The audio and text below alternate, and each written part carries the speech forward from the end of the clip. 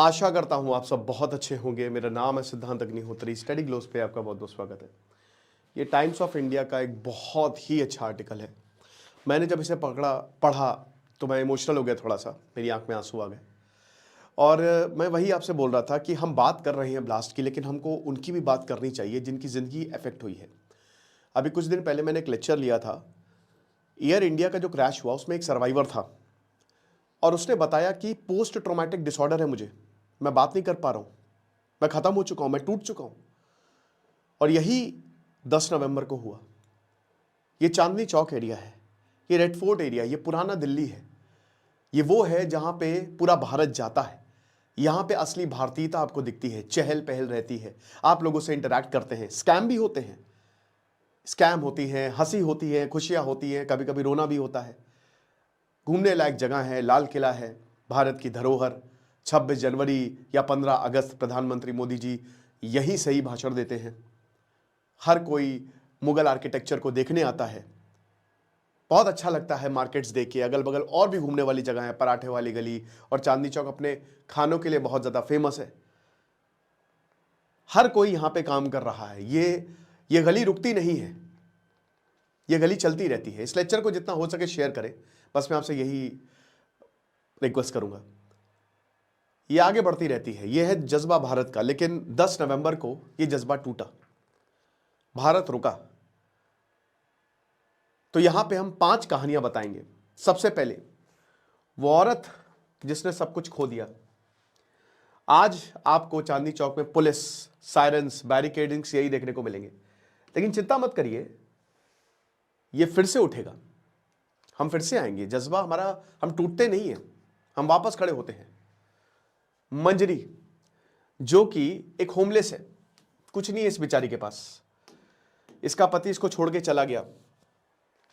ठीक है, ये रोड साइड जो है वो सामान बेचती है और घर नहीं है, यही मेट्रो स्टेशन के नीचे ही ये सोती है। इसके जो बच्चे हैं, 2 बच्चे हैं, वो इनके माँ बाप के पास रहते हैं, क्योंकि पता है कि हम पाल नहीं सकते और मेरे पास कोई घर नहीं है, कोई फ्यूचर नहीं होगा। ये गरीब है, ये वो हैं जो भारत को चला रहे हैं। ये असली भारत है। तो बता रही है कि उस दिन भी एज यूजुअल दिन था और एकदम से एक धमाके की आवाज आई। मुझे लगा पटाखा है, पटाखा फटा है, लेकिन एकदम से मैंने देखा कि 60 से 70 लोग जो हैं वो ग्राउंड पे हैं और हर तरफ अफरा तफरी मची हुई है। मेरा एक दोस्त था हड्डी, वो भी होमलेस है। वो मेरा बहुत अच्छा दोस्त था, हम साथ में काम भी करते थे, लेकिन अब वो इस दुनिया में नहीं है। वो मर गया, वो खत्म हो गया इस ब्लास्ट में। मेरे पास कुछ भी नहीं है। यहां पे चोरी बहुत आम बात है। मोबाइल कई बार चोरी हो चुका है, पर्स चोरी हो चुका है, ज्वेलरी, आधार कार्ड। जो थोड़ा बहुत मैं कमाती थी दिन का 500-600 रुपए, अब वो भी नहीं कमा रही हूं। लाइफ पहले ही बहुत मुश्किल थी, अब तो इम्पॉसिबल है। पुलिस अंदर जाने नहीं दे रही है। जो चोर आते हैं, अगर वो आप उनसे रेजिस्ट करेंगे तो वो या तो को तो मारेंगे या फिर आपका रेप करेंगे। और ये बात काफ़ी रैम्पेंट है दिल्ली में। जो होमलेसनेस है, जो गरीब है, पुलिस के पास जाओ तो वो मुझे एक सेक्स वर्कर कहते हैं। हालात बहुत ज़्यादा बुरे हैं। मेरे पास कुछ नहीं है, मुझे नहीं पता कि मैं अपनी ज़िंदगी कैसे बिताऊंगी। आज उन सब के लोग रो रहे हैं जिनका कोई गया है। शायद मेरे भाई या मेरे बेटे या मेरे माँ बाप भी रोते, लेकिन मैं बच गई। दूसरा, ये आदमी आलम, एक स्ट्रीट वेंडर। आलम जो है वो ईयरफोन और केबल्स बेचता है। ठीक है, आपने देखा होगा कि बहुत ऐसे लोग हैं जो जब आप दिल्ली जाते हो तो रोड साइड पे दिसेल है ना, कुछ चार्जर बेच रहे हैं, कोई बहुत सारी ऐसी दुकानें जो है वो लगी रहती हैं फुटपाथ पे लेकर। या तो आलम भी उन्हीं में से एक था। अब आलम बताता है कि मैं बस वापस जा रहा था, शाम के 7 बजे थे और एकदम से लाइट्स चली गई और बहुत भयानक जो है वो फ्लेम्स उठी, धुआं उठा। मैंने कहा ये क्या है, एटम बॉम्ब गिर गया है क्या? हर कोई भागने लगा, मैं भी आग की तरफ भागा। लेकिन तब मैंने देखा जली हुई गाड़ियां, ग्लास टूटे हुए, हर तरफ बॉडीज एवरीवेयर। मैं अपने दोस्त के साथ था और मैंने आओ देखा ना ताओ, देखिए ये है जज्बा भारत का। यहां पे यही कहता है ना इंसानियत। हर कोई भागा बचाने के लिए, और आलम भी भागा। मैंने अपने दोस्त को पकड़ा जो घायल थे, उनको लाया, मैं किसी तरीके से उनको लेके आया, उनको सेफ्टी तक लेके आया। जब तक एम्बुलेंस नहीं आ गई तब तक हम ही लोग थे जो मदद कर रहे थे। और जिसने भी ये किया, फांसी दो उसे। उस समय मुझे कुछ समझ में नहीं आया, मैंने अपनी जिंदगी जो है वो दांव पे डाली। तो मैं वही बता रहा हूं ना कि जो हिंदू मुस्लिम कर रहे हैं मत करिए। ब्लास्ट ये सब नहीं देखता। हालांकि जहां पे जो काट है मेरा, जो ठेला है मेरा, वो अनटच्ड था, उसमें कोई दिक्कत नहीं। लेकिन अभी कुछ बचा नहीं हमारे पास, मार्केट बंद है, खत्म हो चुका है। उसके बाद हम हरविंदर सिंह की बात करेंगे। ये जाबाज, ये वॉरियर, जिन्होंने कितनों को आसरा दिया। बताते हैं कि एज यूजुअल डे था, हमारे यहाँ क्राउड था, लेकिन एकदम से भयानक ब्लास्ट होता है।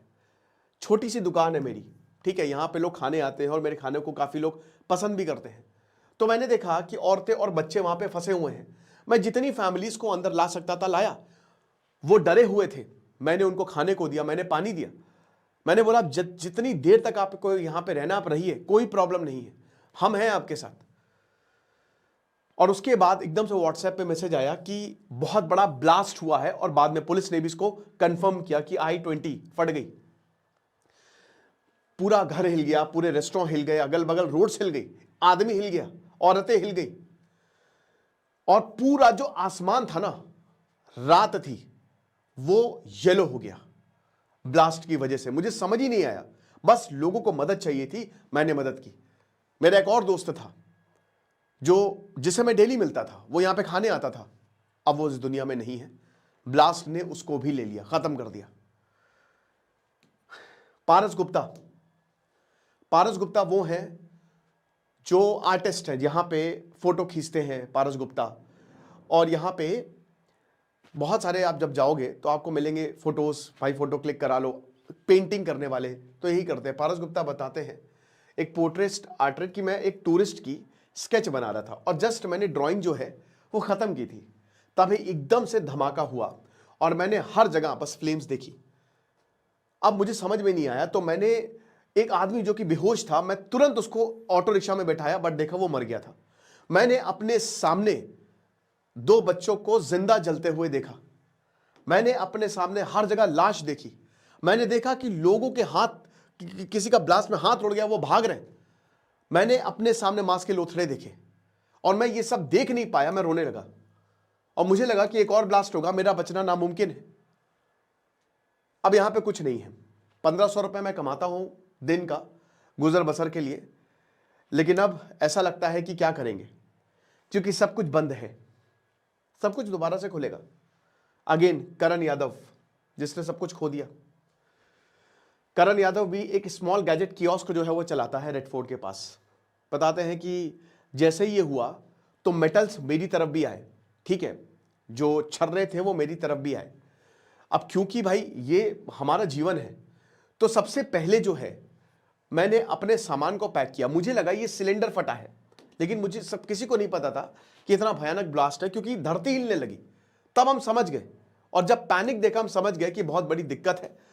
उसके बाद हम ये देखते हैं कि हर जगह सब जगह बैरिकेडिंग है, टेप और साइलेंस। चांदनी चौक इतना शांत हमने कहीं भी नहीं देखा था, ऐसा लगा चांदनी चौक वेंटिलेटर पे है। हम बहुत गरीब लोग हैं, सरकार को समझना चाहिए अगर वो हमारे लिए कुछ कर दे, क्योंकि हम सफर करते हैं, हम गरीब हैं, हम सफर करते हैं, और हमारे ऊपर किसी का ध्यान नहीं चाहता है। तो जो ट्रेडर्स हैं, आपको पता है कि उन सब ने दुकानें बंद की हुई हैं इस समय, व्यापार मंडल ने। प्रॉब्लम यह है कि ये गरीब हैं, डेली एज अर्नर्स हैं, सब कुछ बंद है। माइग्रेंट वर्कर्स है यहाँ पे जो इस मार्केट पर डिपेंड करते हैं, हॉकर्स हैं।